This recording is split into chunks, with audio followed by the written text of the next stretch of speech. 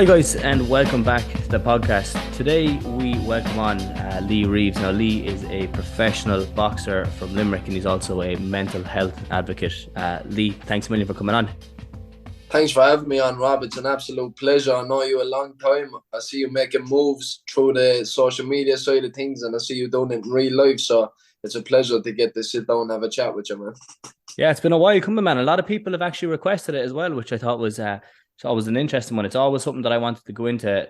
Like, to be honest, watching you from afar and watching you build your career and kind of promote yourself and how you're doing it and the stuff that you promote with the mental health side of things, it's huge. And especially from a boxer perspective, because a lot of the time with people, like a lot of time with fighting and that it's nearly that you have to be like a hard shell. Everything has to be like that you're able to cope with everything and that you can face anything.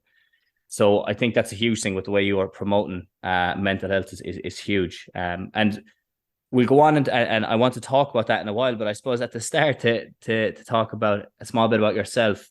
Who are you? For the people who don't know, where are you from? And where are you training at the minute? I'm Lee Reeves, obviously a professional boxer. I'm from Limerick, Ireland, all my life, born and bred. At the moment, I'm in Belfast, Northern Ireland, because I'm training here. I'm based here for my camps in boxing. I'm trained by D. Walsh, a Belfast man himself, who was 12-0 as a pro himself. So I'm in good hands. And obviously, as you know, there's a big boxing and fighting history to Belfast and to the north of Ireland. So I just find that when I'm away from home, in this place where you gotta kind of have competitiveness all the time, be on your A game, be pushing it up to the young guns and other pros. I find that like that's where I get the best out of myself. So yeah, Limerick man, born and bred, and based in the north at the moment.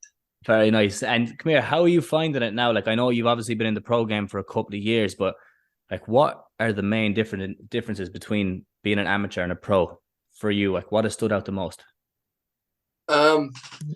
The main one for me, if you had to like look at me as an amateur, me as a pro, would be commitment, because it changes from a sport of I'm just going because I enjoy it and it is what it is, to this is my job, this is my future, this is going to put food on the table, and this is going to put me in a like can give me the life that I've dreamed of and the life that I've dreamed for my family. So commitment is the strongest part of change between amateur and pro.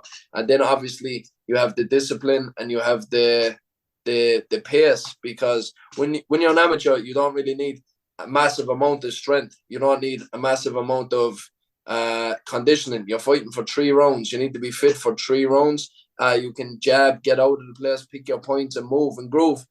When you get to pro, it changes to 6 rounds, 8 rounds, 10 rounds, and even 12 rounds for a world title. So tapping and moving might work for 3 or 4 rounds, but eventually with them small little gloves that are much smaller than amateur gloves, you're going to get pinned. So your strength and conditioning needs to be so important. Your conditioning for that period of time. Also, if you try to come into a fight and fight at the pace that you'd have a 3-round fight, you'd gas out in the 4th or 5th round and it would be a short night for you, you know. So it's a complete different sport altogether. Even though it's both boxing, it's not the same sport by any means, because me as an amateur, I was like, points, get in, get out. And me as a pro, from the amount of training and conditioning I do, I know that I can change a fight with one punch now, which as the amateurs, you were just hoping for points. Well, I like now as a pro, I'm like, if I lose 1 or 2 rounds, this don't mean shit, because eventually I'm going to get there, you know? Yeah. And is there a big difference between the type of gloves that you're using then, like when you're boxing? Because obviously the amateur gloves are they're like extra cushion or something. They're very hard. I've never really come across proper pro gloves. Is there a big difference in the type that you're using? Massively, because when I was amateur, I'd fight between 10 and 12 ounce boxing gloves. As you said, obviously they're well padded. They're only a wrist strap on them, so you don't have a massive amount of support. And then also underneath that, you've only bandages, like so wraps that you just put on yourself. So then when we transfer off to the pro game, you got this guy wrapping your hands with gauze and tape. So basically turn your hand into an absolute plaster Paris. And then the gloves that I fight with are 8 ounces.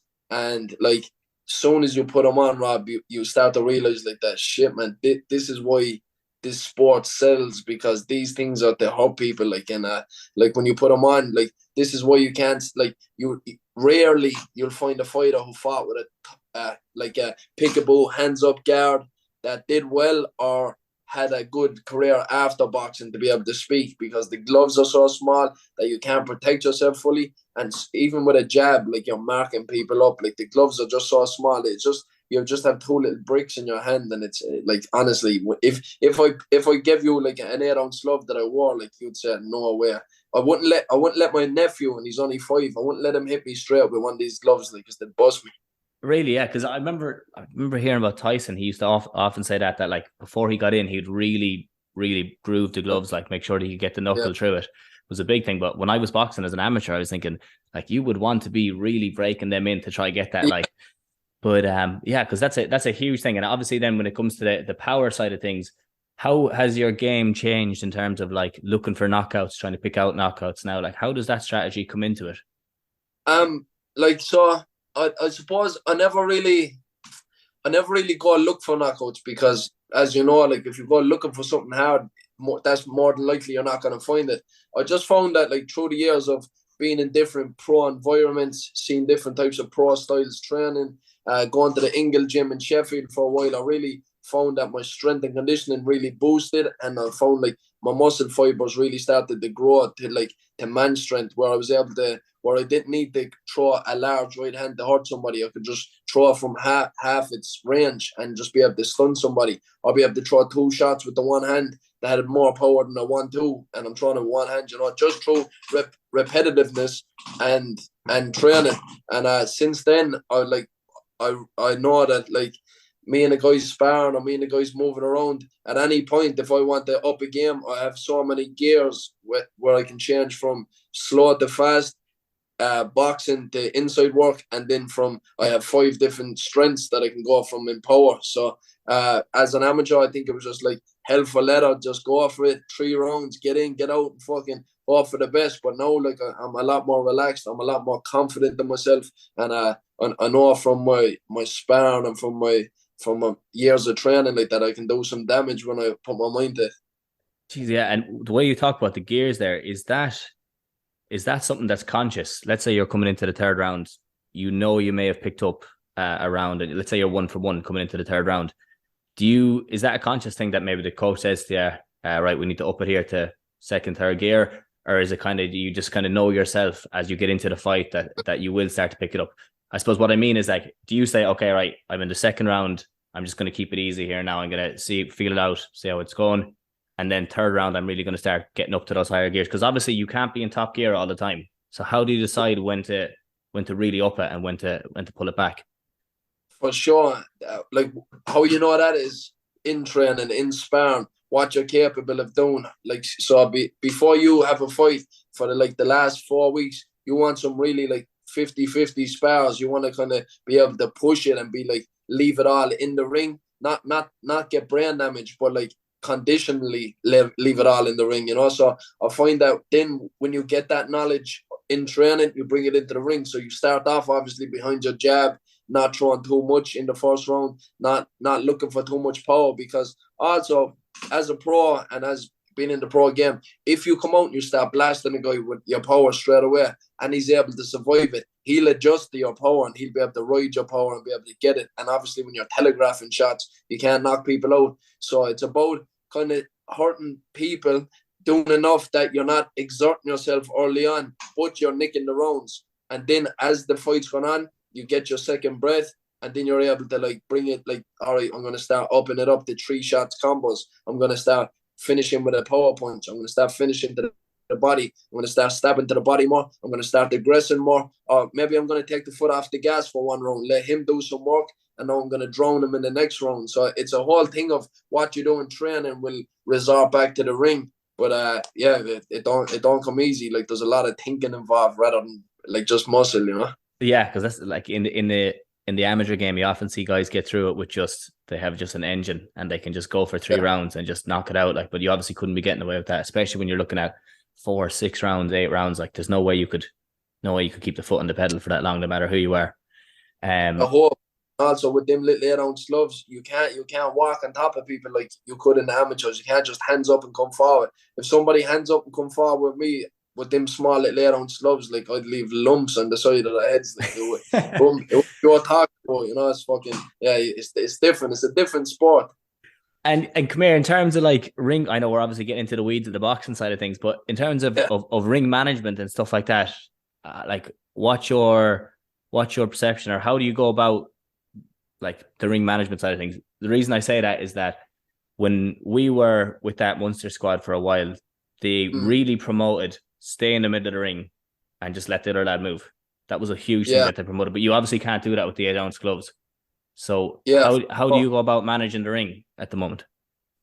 So once again, it's about what you do in training and how you're able to adapt and learn through training. Obviously, as you said, as an amateur, it was best to stand in the center of the ring, because if the fight was close, you being in the center of the ring while the other guy moves around looks like you're in control. Even if you weren't, it was the ring generalship.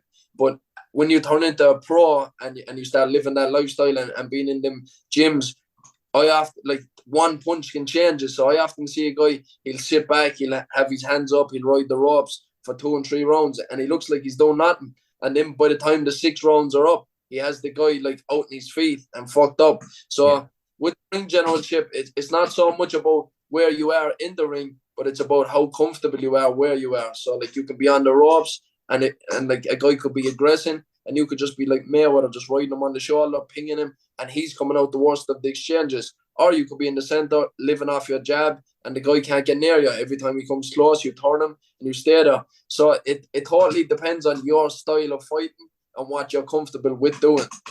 Yeah, geez, and I suppose like from getting into the game a small bit more, from watching you, let's say when at the amateur ranks, it was like you were very, very sharp, get in, get out, pick scores. You were able to trade it with lads. Do you find that, would you often mix it with lads now a small bit more in the pro game? Or are you happy to use the skills that you're getting in and out and picking your shots always? In my sparring and stuff like that, I mix it up a lot. Like I'm always getting into tear ups and sparring. Like I could, and this often happens. Like I'd come out and I'd be sparring a guy who's maybe not on my level, but really tough, maybe a bit heavier, great record, and he'll come and for 1 or 2 rounds I'm on my jab, I'm picking, I'm moving, and I'm just like, I'm not being touched at all, and then I get bored with that, so I'm like, fuck this, I want to get the most out of this sparring session. So then I start like hands down, all right, let's go on, shot, take a shot, give a shot, but still coming out better than exchanges, but getting hit far too much than what I would do. But then when it comes to fight night, I'm a true professional as well. I'm becoming more professional as my career is moving on. Like even in my last fight, I hurt the guy a good couple of times. It was obviously for a North American title, a massive belt.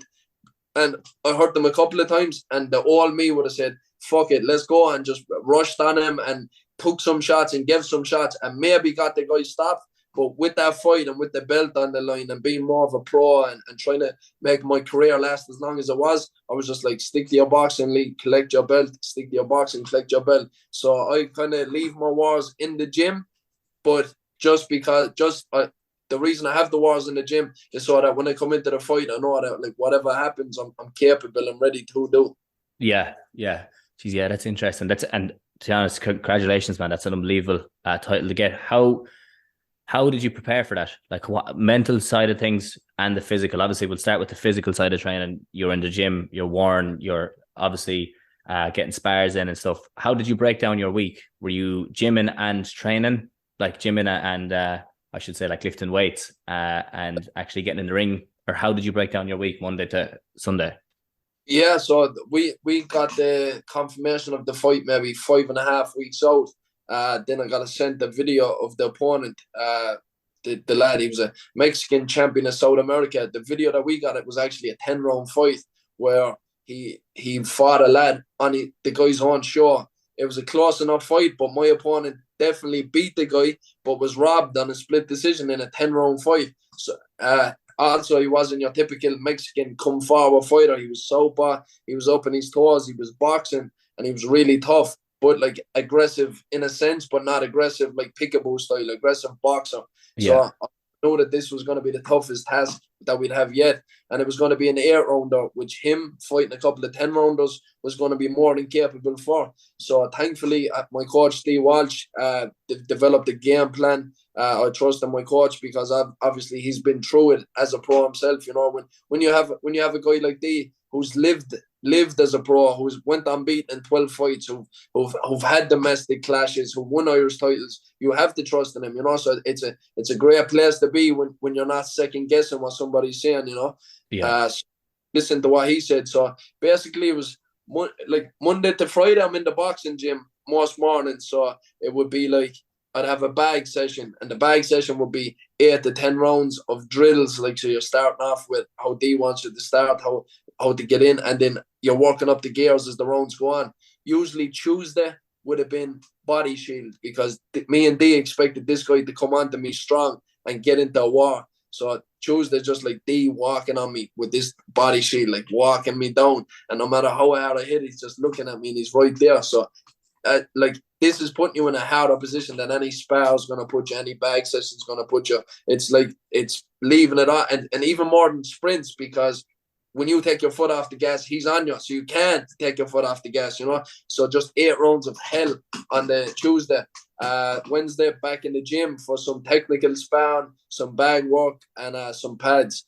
Thursday, maybe something like that, body shield again, and then Friday, our sparring. And then Friday, then we're getting opponents similar to my fighter's opponent and having big spars, which usually went really well. Then in the evenings around then, it would be like strength and conditioning training, which like I'm good at, but like when you're a boxer, when you're in a boxing gym so much, and everything, your heart rate's high, everything else is high, they just go into the gym then and get a pump and fucking look at yourself in the mirror. It's boring, you know. So it's do that, but it's a massive part of it, like, so your muscles can recover when you do it right. So Tuesday and Thursday evening, usually doing strength conditioning, and we'll just try to get a 5K running evenings that I'm not doing strength, and then on Saturday then will be like a sparring that morning and sprints in that evening, and then Sunday then will be like recovery, walk and shit like that. Right. One thing I don't do enough of is what you showed, is that mobility, stretching, that stuff that gives you longevity. I know I should be doing it. I know I should, and I know it because I often stretch for 15 minutes after training and feel great the next day. But when, as I said, when you come from that high heart rate, you're finished, you take off your wraps, you just want to get a shower and go home, and you forget it a lot of the time. 100%, man. Like, and to be honest, like, it's a lot of people do, but the fact that what you mentioned there on a Sunday, getting out, going for a walk, like relaxing, that type of stuff is as essential, I would say, as like, obviously what if I was prioritizing, I would put sleep at the very top, diet as well, like they're the top ones, hydration. Then you're obviously looking at your movement outside of it. There's loads of things that you can include after that, and the mobility side of things is massive, but even just hitting 2 or 3 exercises at the end of a session goes a long way. Like, I think sometimes people think that I need to get an hour session in here, an hour and a half session, like 2 or 3 exercises that hit the right spots, you'll be doing well. Like, that's what I would say to people anyway, especially for someone who has like a schedule like yourself, who's non-stop going all the time. Like, it can be boring to step aside and try to do that. And I know that myself, like, so picking 2 or 3 exercises goes a long way for that type of stuff. But come here to talk about, to go back and look at your pro career. Because am I right in saying you're 8-1 now at the moment? 9-1. Oh, 9-1, sorry. 9-1, sorry. Okay. So looking at the fights and how it's progressed, each of them, like, what would you say you've picked up from certain fights? Like, is there anything that stands out now in your head that you're saying, like, you were against an opponent or you were against a fella and it was like, it just kind of, the light bulb came on and you've picked up something small from a fight? Is there anything that stands out? Not as I was fighting that like that the light bulb will come on, but definitely, like, when you step back and you look at yourself progressing and training, you can see how easier you could have made fights, and you can see how easier you could have brought down an opponent, and how if you took your time more with this, you would have got a better knockout. If you took your time, you would have got this guy out of there instead of it going the distance. So it's patience, I think, is what I took most out of everything with my career so far, and I think like that's going to stand to me a lot more as we get into the longer rounds fights, where I can come out and I can work more through the gears. I'm not coming out just like trying to balls to the wall saying like, let's get this over, let's get this guy out of there. The guy's gone like, I'm fighting at 140 pounds. I'm 6 foot tall. When I get into the ring, I'm a strong, athletic human. I don't cut corners and training. So I know that when I hit people, they're gonna be hurt. So let's not go out there and be trying to take their head off in the first round. That'll all come. So I think patience is the biggest thing that I've took from looking back at my previous fights. Yeah, huge one. And come here, looking at it then, like obviously, like that's an interesting one, because it's more of like as opposed to picking out little small things, it's like a huge thing that you can implement in every fight after that. When you look at the work rate and discipline, and I know you mentioned that at the start, you were saying commitment and discipline are huge things versus the talent side of things. How do you approach that? Because like obviously in a way you were always a very talented boxer.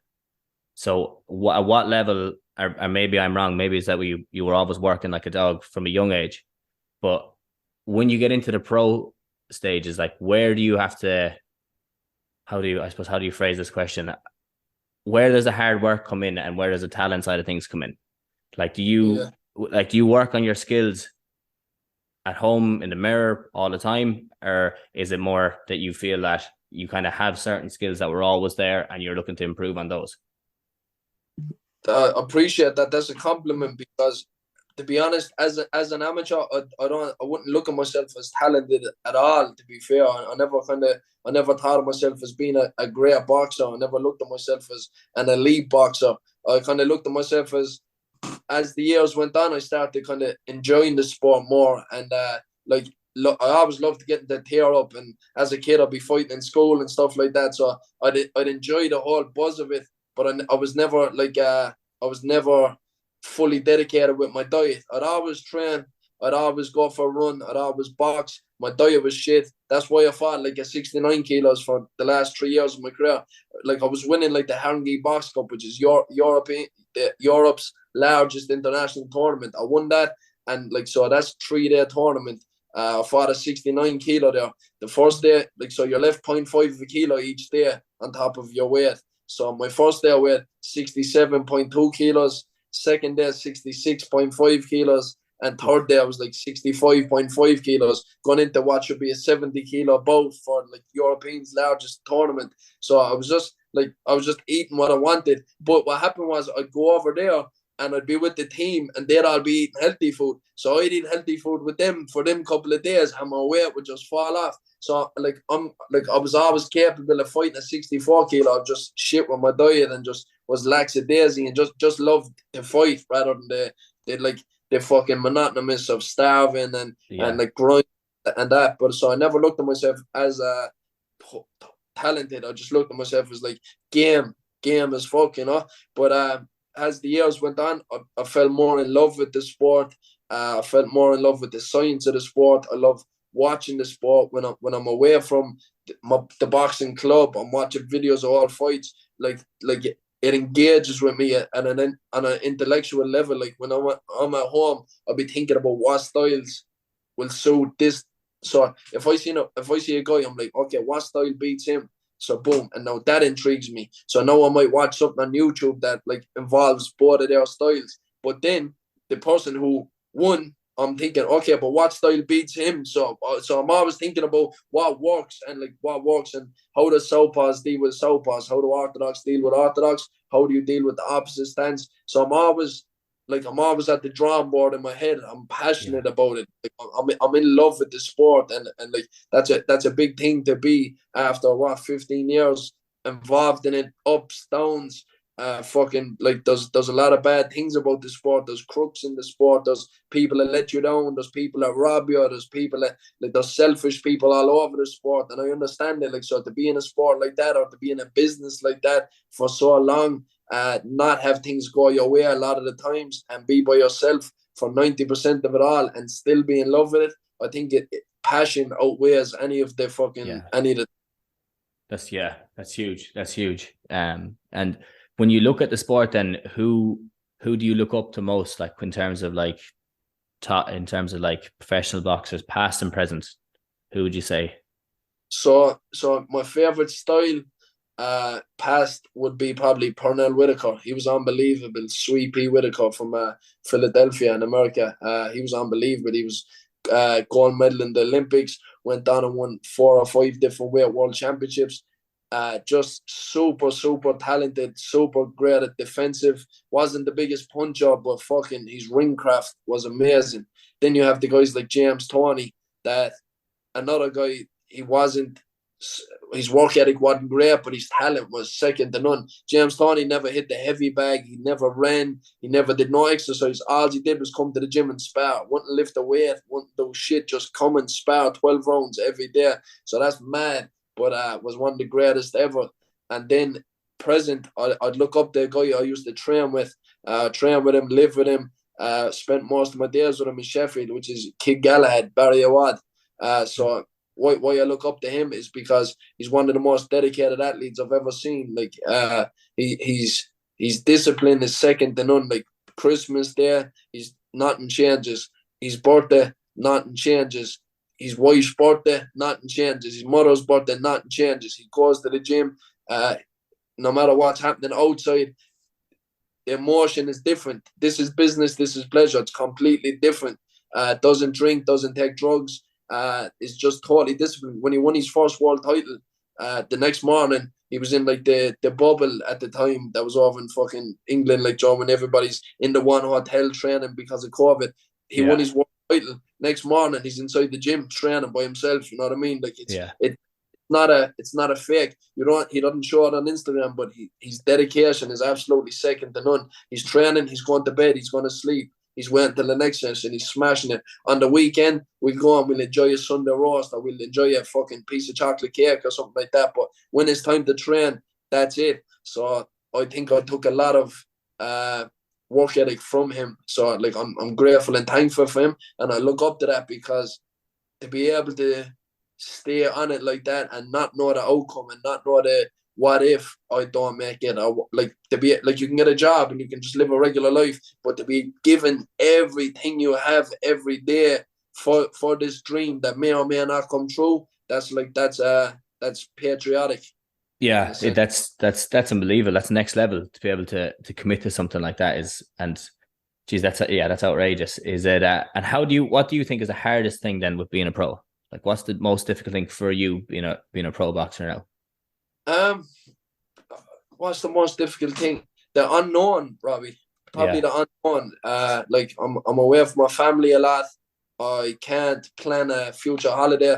I can't make a relationship work because I can't guarantee I'm gonna be there for somebody. I can't live a regular life. I can't enjoy the foods that I want to enjoy all of the time. Like, I eat pizza and I enjoy pizza and stuff like that, but like that looks good on Instagram, but I'm balanced with it. Like, if I eat a pizza tonight, I'll skip breakfast, do a big session in the morning, so that pizza carbohydrate meal actually fuel tomorrow's session. It's not just a pizza and going to bed and lying down. So it's the unknown, because like I'm dedicated. I'm as dedicated as they come. I can tell you my week schedule, and you can tell me that, like, man, you're smashing it, and I can tell you that I don't feel like I'm doing enough. You know what I mean? Yeah. And I always feel like I need to do more, and I need to keep on it.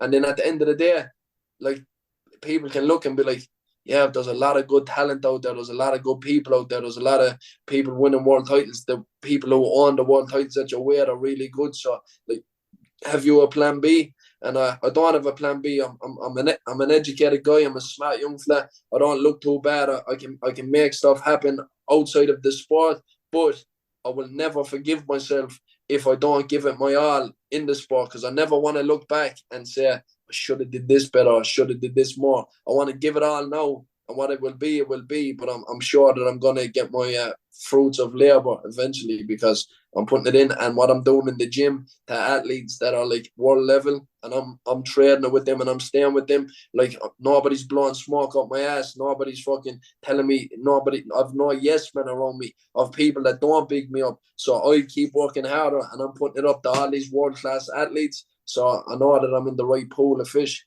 Yeah, that's a huge one, man. The fact that you said there, the unknown, like, people could pick a lot of other things. Like, people could say the diet. you know, that type of thing. You could pick something simple like that. But the fact of the unknown is huge, especially in a sport that is, it's ruthless in a way. Like it's like you're getting in there, you're battling, and as you said yourself there, like even in some cases you might have done your bit, you might have done everything you could, and judging doesn't go your way. You know, there's so much of that involved in it as well. It is a sport like that. How do you, like, looking at the sport over the next couple of years, how do you see yourself develop in terms of, like, what are the goals? What do you want to get to? I heard you mention world title there. That's the goal at the minute. Is it, or is there steps? 1,000,000%. It is the goal. World title is the goal, because I'm turning myself into the machine that wins world titles. I'm doing everything that a world champion does. I'm doing it before I'm at the world title level. Like, so we're world, like, say, we're boxers that I've spoken to. They've did what I'm doing after a 14 fight to get into positioning for the world title. I'm training for a world title every fight now. I'm away from my family. I'm living in a different part of the country. I'm dedicated. I'm doing this when I don't have a fight there, when the unknown is happening. So the goal is now to get the right team around me that's going to move me in the right way. I'm doing my part as an athlete. All I need is the right people around me to say, Lee, this is your date. This is who you're fighting. Be ready. Be on this weight. No problem. And then let me do my work. So so I just need the right team around me, because at the moment, I don't know, like, I'm getting told you're definitely fighting before the end of the year, but, like, all right, win, because as a professional athlete and somebody who cares very much about discipline and do things right, I like to have a weekly schedule to, like, lose weight, to get better, to get sharper, sparring, to, like, organize it all, because I'm a bit of an OCD, like, that I want to do things right, because I don't want any, like, boxing is full of doubts, and I'm a regular human, and as human beings we have insecurity and doubts. So my job is while everybody else is blowing smoke and saying this fight is happening, this is going to be a great fight, my job is to put my head down, train hard, and narrow the margin of error, and narrow the margin of doubts and insecurities that I have by hitting goals in the gym. Yeah, excellent, man. Great. Like, and the way you're going, like, talking about your fights, the fights that are coming up, and that, like, hopefully now in the next while, hopefully you do get one before the end of the year then, and start to build on that after. In terms of, like, to go after what you said there, going after, like, the insecurity side of things, the facing the fears, like, I think that's what probably, when I look back at boxing, because I haven't really boxing anymore, I've kind of moved towards jiu-jitsu now, and I did a bit of training with the boxing club when I was back, but it's more like training young lads. But facing fears, like stepping into a ring when, you know, like, especially in Ireland, we're lucky to have some of the top in the world that are boxing there. Yes. Stepping into the ring and trying to face your fear and overcome fear was a huge one. When I look back on it, and it was something that I took from it and said that, like, there's very little that's going to scare me as much as, like, trying to step in National Stadium against a fella who may have European title or maybe third or fourth in the world, you know, like, have progressed in the world title, or in the world championships, I should say. How do you cope with that? As I said, the best way to cope with it is by putting the work in, because no matter what your brain is telling you or what doubts can creep in, if the work is done, that is like how would I say, that's a security in itself. Like, you know, like, that you've done this, you sparred 8 rounds with this top athlete, you've smashed it, you've beat this guy in sparring. Why the fuck are you worried about going in with a guy that's less than his level and rocking on? Good things may happen, bad things may happen, but you just need to make sure that you hit the targets that you're capable of hitting, and everything else will run smoothly. So it's like, how you deal with it is putting the work in outside of the ring, and when you're away from the lights and you're away from the fancy places.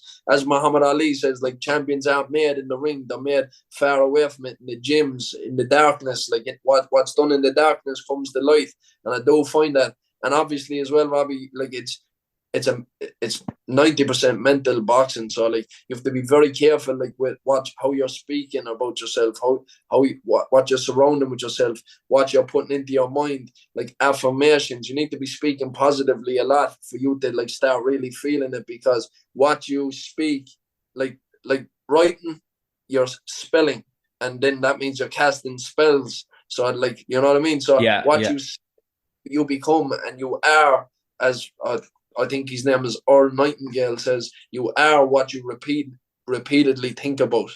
Yeah, because that's something that to bring that from a sporting perspective into like a rehab perspective, because that's what I deal with mostly is people with like long-term injuries. It's the language that people use dictates what happens to them in a lot of ways, like dictates how they think about themselves, their own confidence level, like the fears that they have. And a lot of the time you'll hear people say, I can't do this or I can't do that.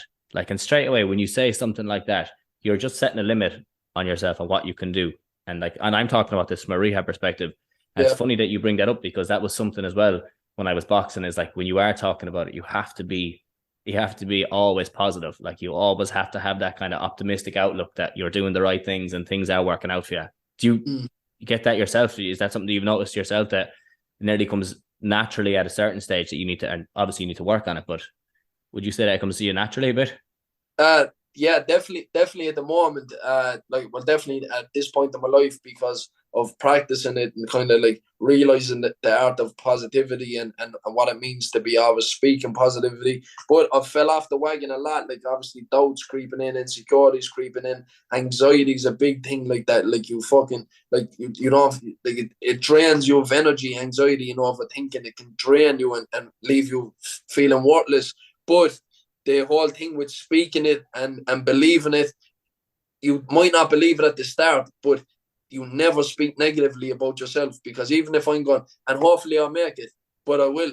So I'll always like finish like with I will, and like I always speak well, because you gotta fake it till you make it, and eventually, if you come into work and you hate your job, but you gotta smile to people, and you have to do it, and it's tough at the start and it's draining at the start. There's going to be a point in that there where you're going to forget that you're faking the smile, and it's going to be a real smile. So it's the exact same with any other habit that you create, whether it's a good one or whether it's a bad one. You repeatedly do it, it's going to become second nature or muscle memory. Yeah, I agree, man. I agree with that 100%. How did you find then, like, let's say when you were after your first loss, okay, in your head, like, how do you bounce back from that? What way do you look at it?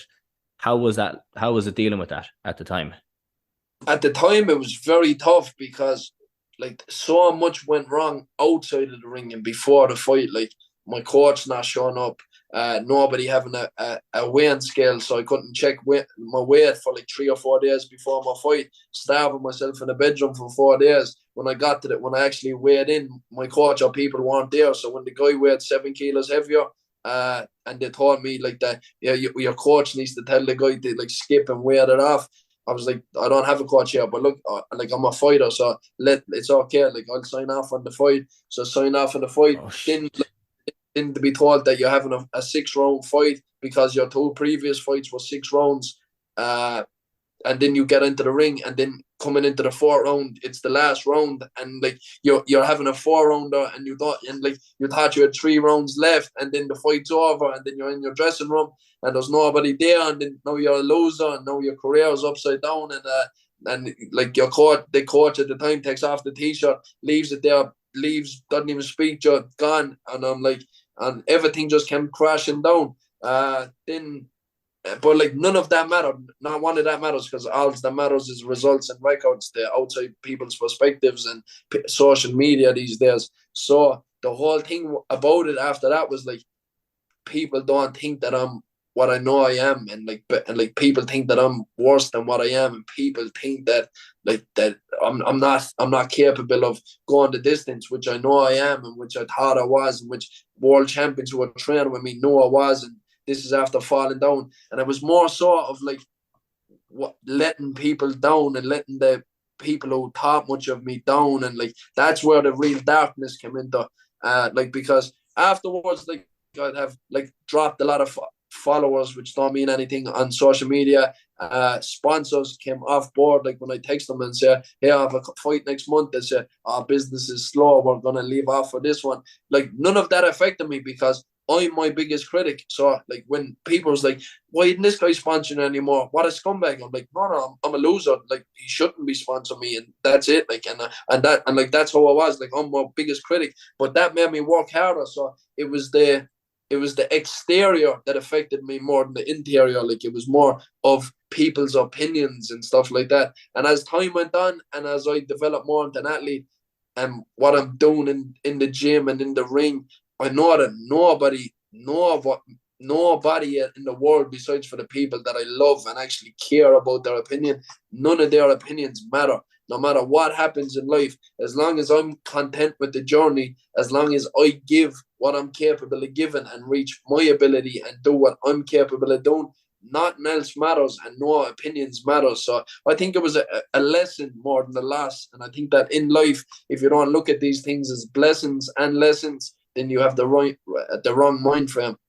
Yeah, that's because even what you were talking about there, man, that like outside of it, when you're doing all the work and then things are falling down, like when you feel that structure should be in place around the coaching side of things, around the weigh-in and stuff like that, like that's disheartening for your career, and especially outside of it then with the exterior, because that's a big thing. And I know I wanted to go in and talk about mental health a good bit, but that's a huge thing with social media as well in itself. And I think it's interesting that you brought up that point about how much it does affect you. And like there was, when I was getting started on social media, a big thing for me was like, oh Jesus, that person will think this or this person will think that, stuff like that. It's always creeping in. But after a while it kind of goes away for me. But that's, to be honest, my perspective, it's a lot easier from what you're doing. It's a lot easier to post something on Instagram than to be getting into the ring and try box the head off a fella. Like, so how did you deal with that at the time? Like, what did you do to overcome it? Was it just get back in the gym? Was there ways, maybe negative patterns that developed, things that you found yourself doing? Like, obviously I heard you say there was a bit of negative self-talk kind of came into play there, where you were talking maybe not as positively about yourself. Is there anything else, good and bad, coping things that came in there at the time after the first loss? What I'd say was what would have happened. Like I would straight back to the gym, straight back to training. I never for 1 second was like, oh, maybe boxing isn't for me. That was never ever like a thought, because I know what I'm capable of, and I know how, if the fight was the length of time that I thought it was going to be, I know what would have happened. I would have won the fight. Would have went my way. So it was more so out of my control what happened with the fucking whole scenario. So I was like, I didn't go in with a guy and we have everything fair and he beat me fair and square. It wasn't that case. So it was never like doubting me. As I said, it was more so what people thought. You know what I mean? Yeah. So that's what. And then with the whole negative self-talk, that's me as a person, because I'm my biggest critic. So I have people around me telling me I can't believe you ran that, and I can't believe you just sparred this guy, and I can't believe you smashed that. You're absolutely smashing. You haven't stopped going all week. You're smashing it. And I'm just like, yeah, we'll do more next week. We'll do more. So I'm never stopping, giving myself a pat in the back. That's never happening. Which apparently, when I hear some podcasts and stuff like that, a lot of successful people all say that they were kind of like that, and if they look back, that was kind of a regret that they had, because they never had time, they never stopped to be in the relationship, be in the now. But I am very content in the now, and I enjoy everything, whether it's sitting down for a meal, whether it's just sitting down away from my phone, enjoying the food, whether it's fucking having a conversation with a good human being, whether it's having one or two pages of a book read, which I don't do enough of, but I need to start more of. But I'm my biggest critic. So how I dealt with that was just to say, all right, Lee, what are you going to do from this? Are you going to just sit down and let it break you? Or are you going to let it be a pattern and let it make you, So I just got back to the gym. I just kept moving forward, kept staying positive. Anybody who doubted me, that's fair enough. You have the right to doubt me because of what happened, but just keep that same energy when the rise starts happening. You make sure you keep that same energy, because I'm still achieving what goals I'm going to achieve, and you doubt me now. that's great, because it's like the trash takes itself out, because you have these people that like support you when you're winning. Everybody loves you when you're winning, Rob, but like the real ones love you no matter what. So I think like, that it was kind of, I think like I'm actually grateful for what happened early on in the career, because since then like there's obviously I have like a lot of the time, if I put up social media posts, I put up like TikTok or something like that, I have like fake pages right under it. What about that fucking Johnny man that whooped you and this and that, like, you know, like all like Jesus. negative stuff like Yeah. Guys have that, but I'm thick skinned, so I literally like it genuinely makes me smile, like shit like that. You know what I mean? Like it doesn't affect me whatsoever, and I like their comments and stuff. Like I don't text them back like, yeah, fuck you. I like their comments, like it's funny, bro, and I love that. Like I'm doing something that you were like, I'm gonna go and make a fake page so I can write on the Lee's post. I'm like, how fucking cool is that? And like odds are I'm thick skinned, so I'm much rather if they were writing shit about me than if they were writing shit about like a young girl who cares about social media, who will take it bad and negatively and let her fuck up her head, and she'll go to bed thinking about it tonight. I want like when I see it on the screen and I put it away, like social media, I don't let social media affect me. Like with my Instagram, Snapchat, stuff like that, I don't have notifications on my phone. I know I have a duty as a brand and a sports person to put up stories frequently, post frequently, be positive, and if I'm feeling any way, kind of speak it to the people, because some people could be having a rough day. So like I get many messages, like so many, saying like that I help people through a hard time with positive speaking, that I'm smashing it. I'm giving people like motivation to get off the couch. So like me just living my life, not being a fake person, just documenting what I'm doing, documenting the ups. Sometimes I document the downs. Sometimes I have downs, as everybody does. I'll still try to keep it positive on social media, just for people, like, because I don't want to get people down or anything like that. Yeah. Like I'll battle my own demons and I'll share my positivity, because that's what I got to do as a brand. And just being a real person, like I don't want anybody to be thinking, he has it easy and like he's smashing it. And if I had his opportunities, that I'd be doing it as well. But like anybody, like I'm a poor young fella from Limerick City. Everything that I have, I've made myself through hard work and dedication. I didn't get no hand-me-outs. If anything, I got fucking knocked back more times than I got pushed forward, and I'm still here, and I'm gonna be a testament, like, for all I've been through. Just that, like, man, shut up and do it and stop being a baby, you know? Yeah, man, that's it. Yeah, that is it. As you said, it's a testament to yourself in terms of like overcoming it. It's good that like the fact that you were saying there that people go out of their way to go making a fake page, to go writing says so much about. So we won't get into it, but come here. You're a huge advocate for mental health, and I know you do a good bit of work with the Limerick Treaty Suicide Prevention side of things. So what got you into that? Do you mind me asking, like, why? Yeah, so what happened was, like, I've had a lot of losses as a child, probably more losses than what like most human beings will go through, like as in their adolescent life. So when I was 11, I lost my brother Tony, my older brother, who was like my hero. I lost him when I was 11. He was 18 years old. He was at a party, partying with people, end up fucking doing something he shouldn't have did, and end up overdosing, and died when he was 18 years old. Then when I was 18 years old, my best friend, my mother, was going through a hard time with breast cancer, and fucking was battling, going through chemotherapy, going through a lot. Raising me and my 3 younger sisters by herself as a single mother in Limerick is a hard thing. And obviously, me just turning 18 and stuff, I wasn't mature enough to realise the demons she was going through. So we were just being kids, getting looked after by my mother. And when I was 18, my mother ended up committing suicide. So I lost her when I was 18 years old. And then from there, just fucking whole life turned upside down. Lost my best friend. Went and moved in with my uncle Danny, who's fond of a drink, just like single man, fond of a drink. So I ended up living with him, and for the next couple of years, and ups and downs in my life, and trials and tribulations. So with the mental health thing, I used to see people patrolling the bridges of Limerick, and like especially it kind of amplified after I lost my mother, because my mother committed suicide by going into the river in Limerick, like a lot of souls in Limerick lost.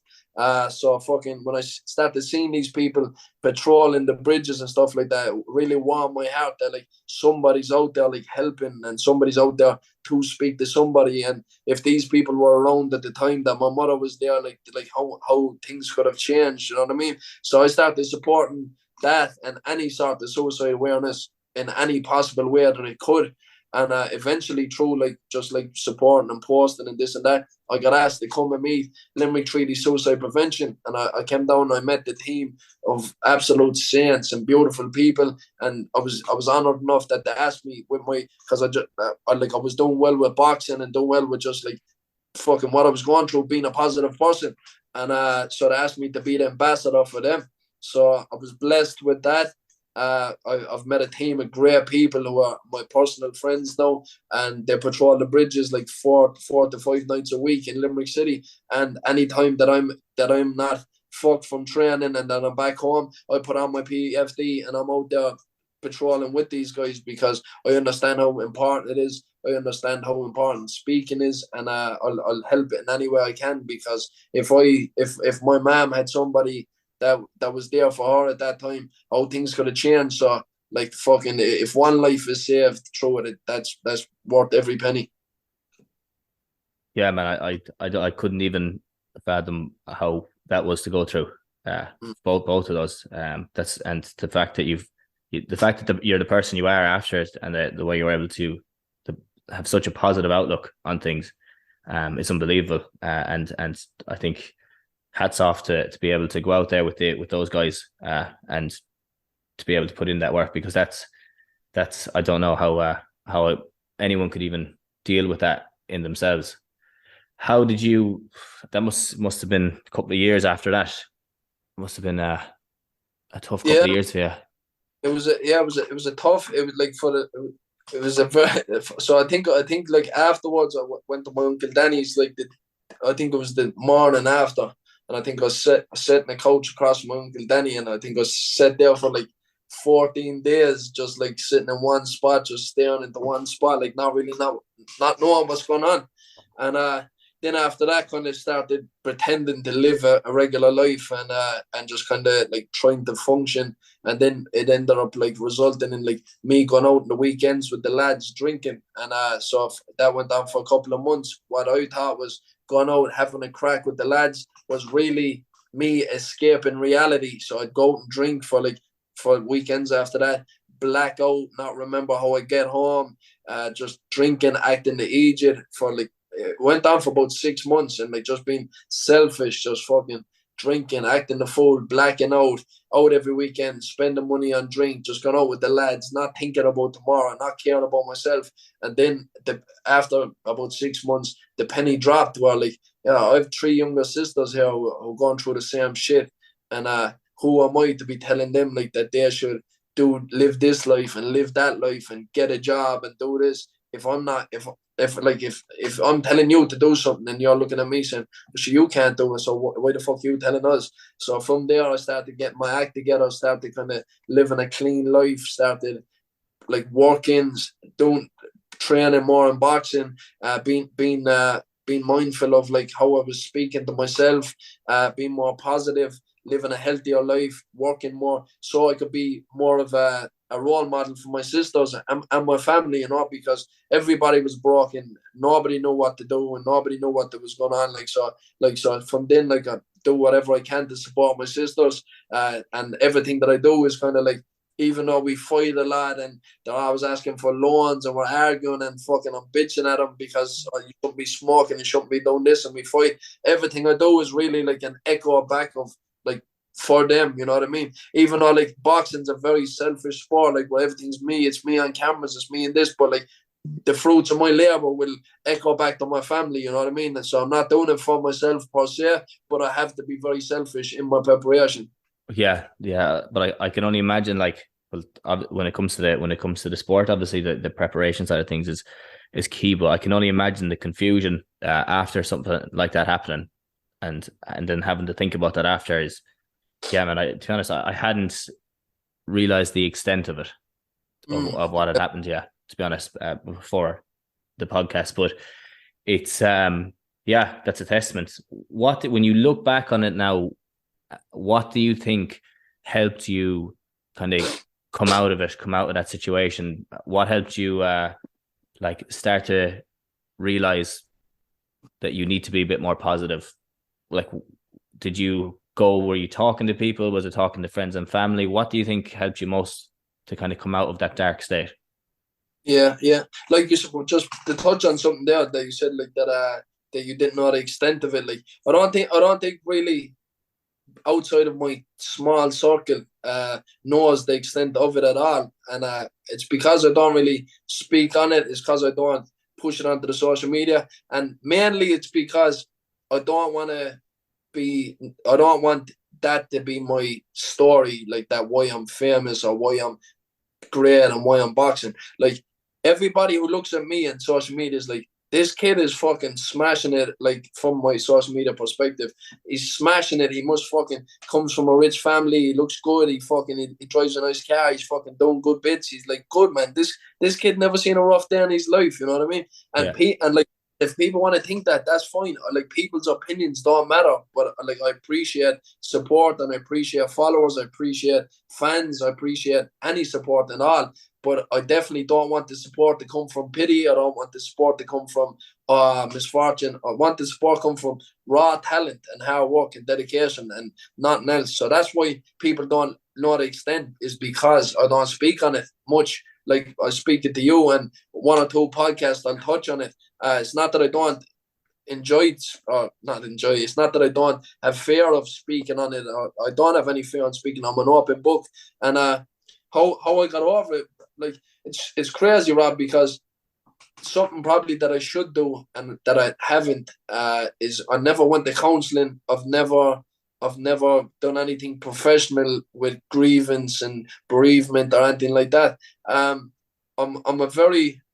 blessed. I'm blessed with a mindset that is of a hard-working, dedicated human being. So so I know, like, I have this calling, like, that I know I'm gonna be successful, and I don't give a shit about being famous. I don't give a shit about people knowing me. What I care about is being physically successful, having my family in a nice house, being financially stable, and being secure and content.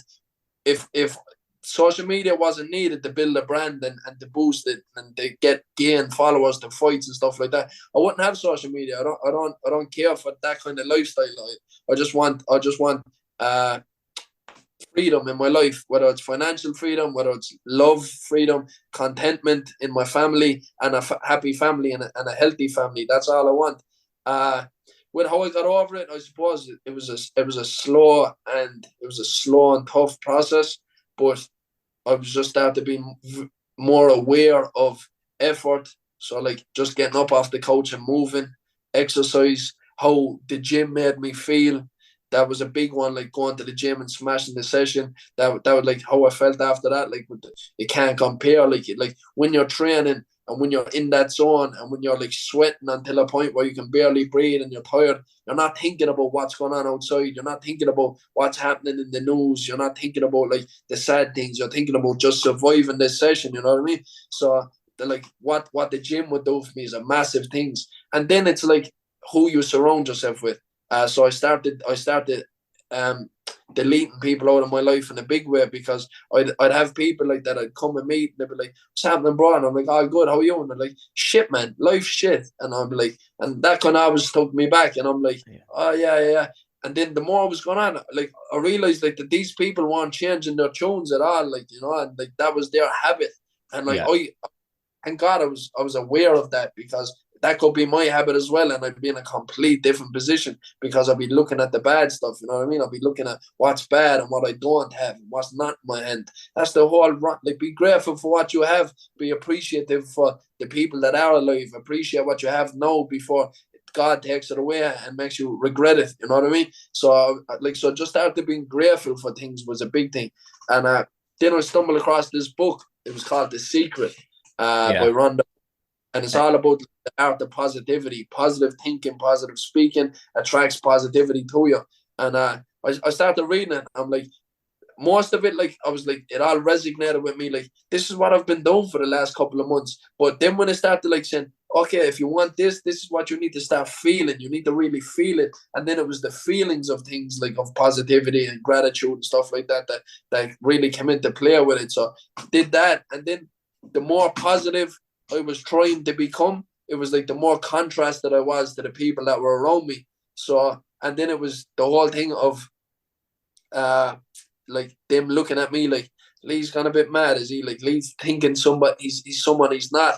And like, and there was like, man, what the fuck are you talking about positivity? And what do you? And it's a stigma of like you can't be out talking like this. Like you sound like fucking a hippie or anything like that. But I know what I wanted, like, and I know that it wasn't coming from sitting in cars talking shit about what I don't have and how bad life is. So just growing in what I was speaking, who I was surrounding myself with, and what I was thinking. Like as I said a while ago, what you repetitively think about, you become. Yeah, like that book, man, is actually something that I had stumbled upon a couple of years ago as well, and it did change my perspective on so many things and change my life in a way, because it does, as you said, like it's about feeling it. It's about kind of thinking what you want, making, having a clear image in your head about what you're trying to get to, and it just gives you such a different perspective, like 100%. And when you start to realize like that, like I don't like.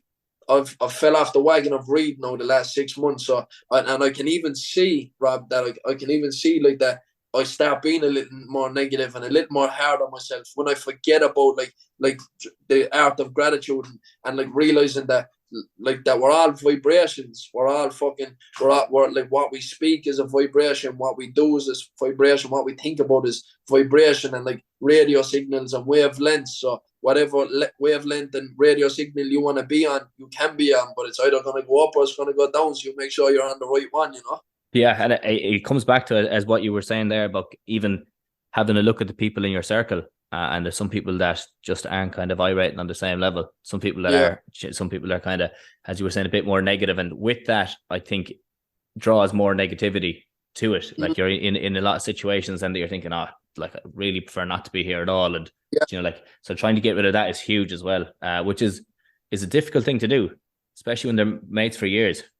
100%. It's very difficult because like there are people who know you and you know them, and it's just comfortable to be around someone you know where you can be yourself about, and it's the easy thing to do, to just not cut them out of your life. But eventually it ends up being the hardest thing, because that's what affected you, and that's what you fed into your brain, and that's what you attracted to yourself, you know what I mean? So it's like anything. It's like, here, like, oh yeah, I want to transform my body, I want to lose weight, I'm gonna start in January.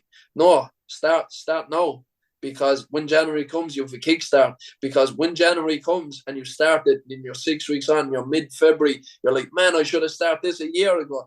Like whenever you do it, you wish you did it earlier. You know what I mean? So I'm very, very particular now who I give my time to, who I surround myself with, and if I don't leave energized from somebody, if somebody's draining me when I'm speaking to them and stuff like that, I want to share with them, I want to speak with them. Like they'll know like that. Like I don't want to be around that circle.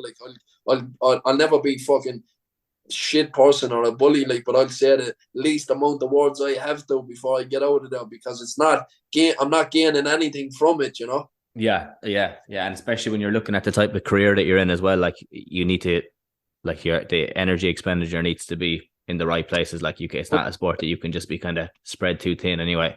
To go back to the point, I mean, you said about you mentioned about you don't want, like you'd hate to talk about, not that you hate, but you dislike to talk about the story in your background as much, because you may feel it, and then people will be like, let's support him for pity and that. I look at it from a different way. I look at it like, knowing now the background that you've come from, in a way, it gives, and I can be absolutely sure that there'll be people that listen to this podcast who have been through tough times, and it gives you a different level of what's the word? Is it motivation? Because it's like having or seeing someone who's been through something so tough coming out the opposite end of it, and coming out and being able to do what you're doing on a daily basis, weekly basis, and still aim at as high as possible. Like, I don't know. It's funny. The word isn't coming to me, but motivational is the word for that's coming to me right now. But it's inspirational. That's the word. That's the word that I was looking for. It's inspirational, I think.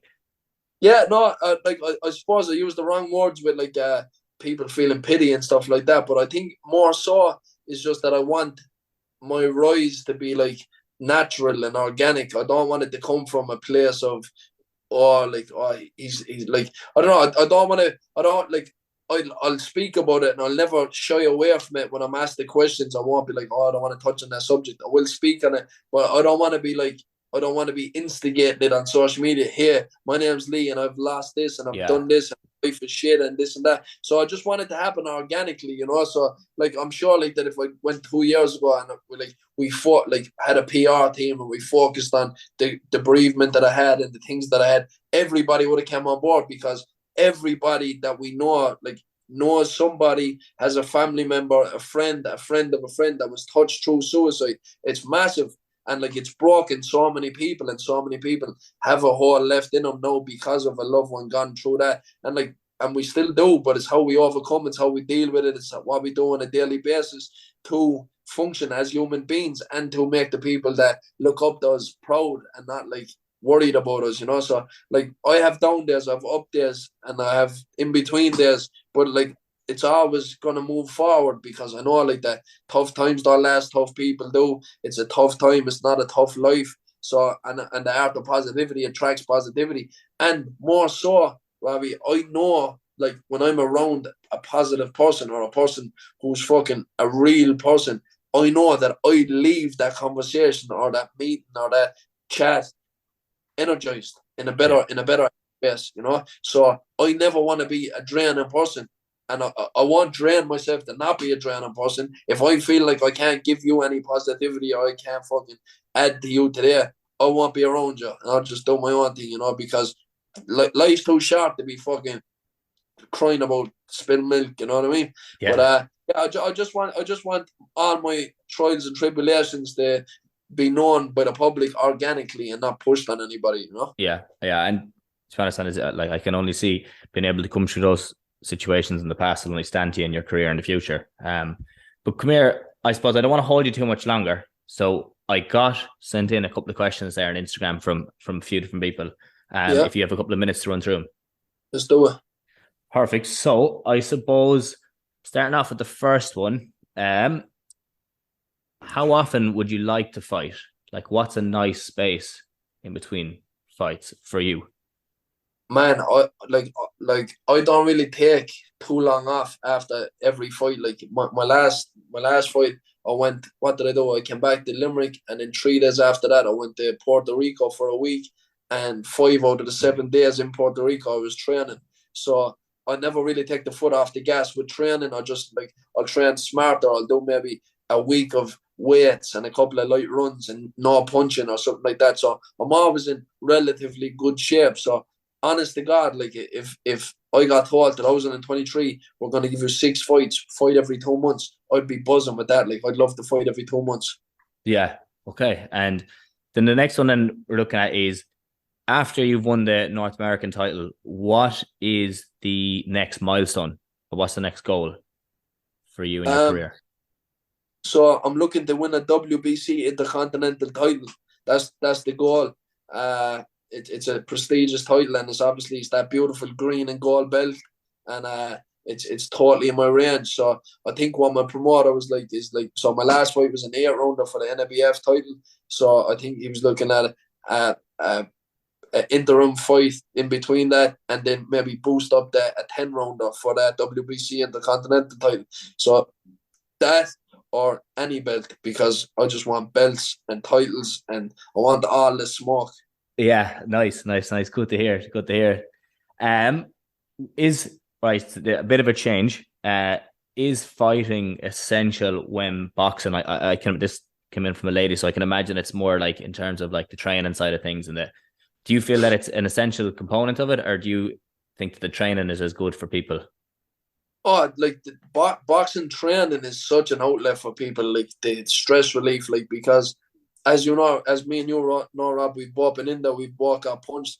I think it's a sin for somebody to live their whole life and not get punched in the face and realize like that they're not made of glass and like Yeah. be me, because you with jiu-jitsu, me with boxing, like to be in that zone where somebody's on you and like fucking they're like giving their all to beat you, you're giving their all to beat them, and then the bell rings and everything's relaxed and now you're back and you survived it. It's a beautiful thing, like to be in that zone of courageous, of ferociousness, of like controlled violence. But if you're not comfortable with being punched, boxing training in itself is an art, is a beauty, is the one of the best outlets that you can be, to punch the fuck out of a bag. Imagine it's somebody you hate, get that stress out. And obviously there's things you can do like body sparring, which is like in a safe, controlled environment and you're not getting hit in the head, you're not getting rocked. So no, fighting isn't essential when boxing training. I think boxing training is essential in becoming a fit human being.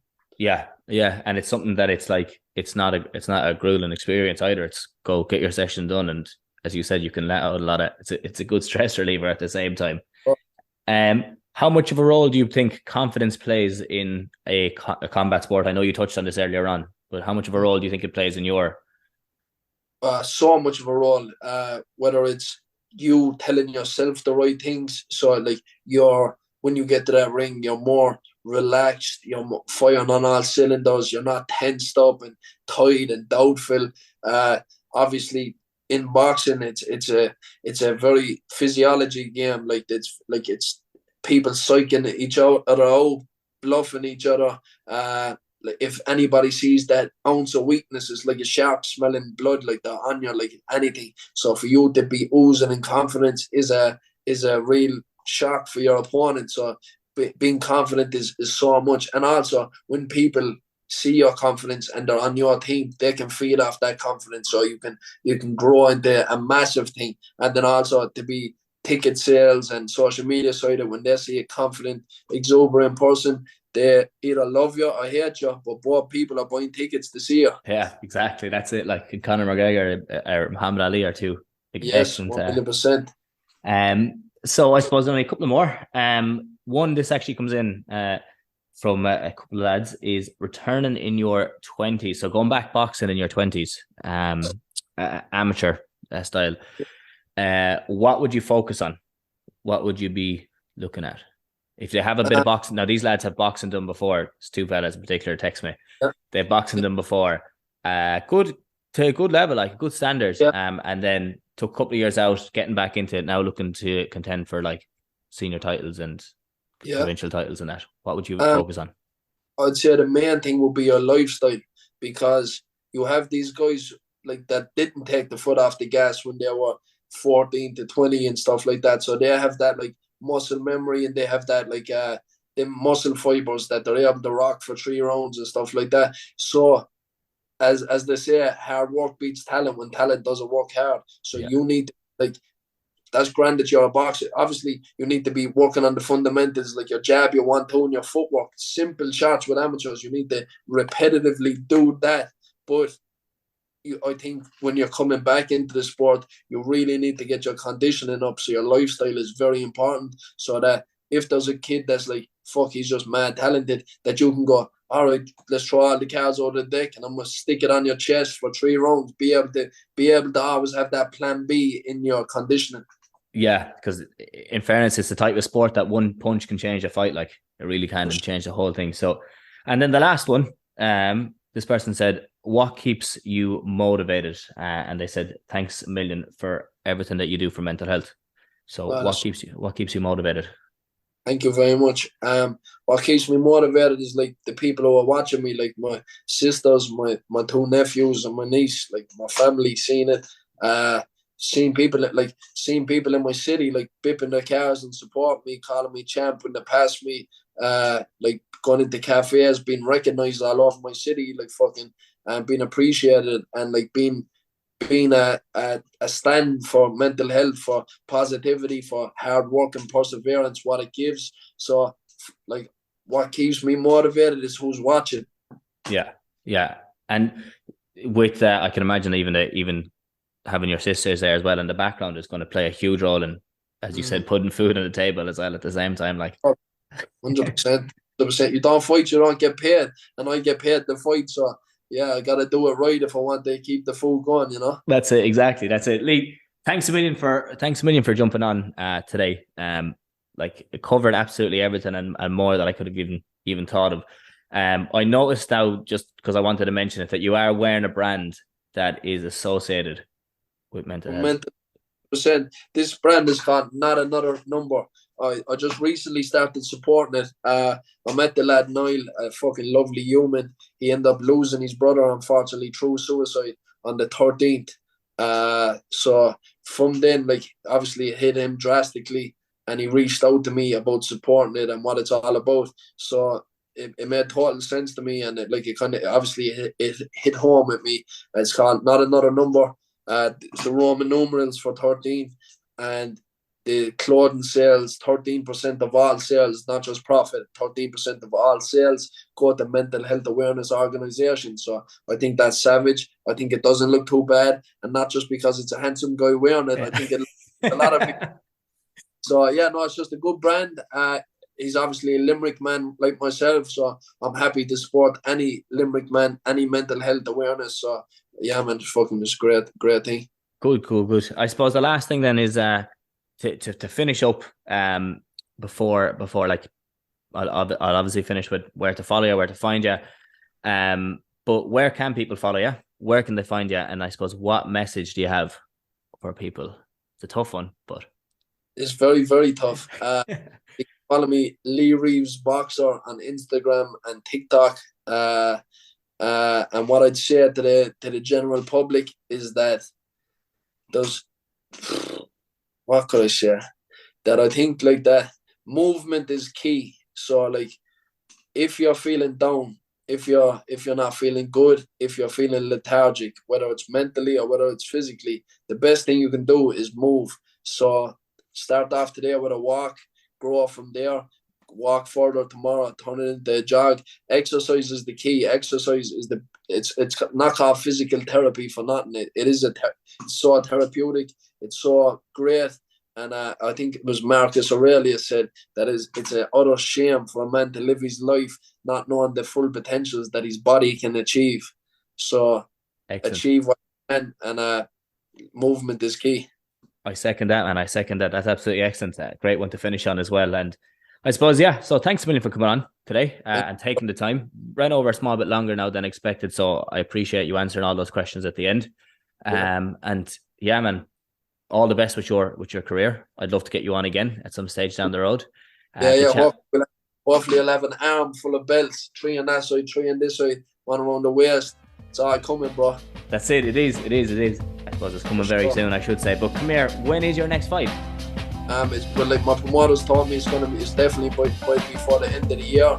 So I'm in Belfast at the moment, taking over training, waiting for the green light so I can really put the foot in the gas with my diet and stuff like that.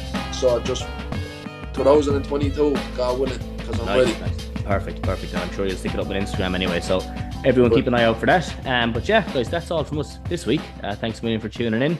And make sure to follow Lee on Instagram and TikTok at Lee Reeves Boxer. Legend. Take care. That's perfect. And all right.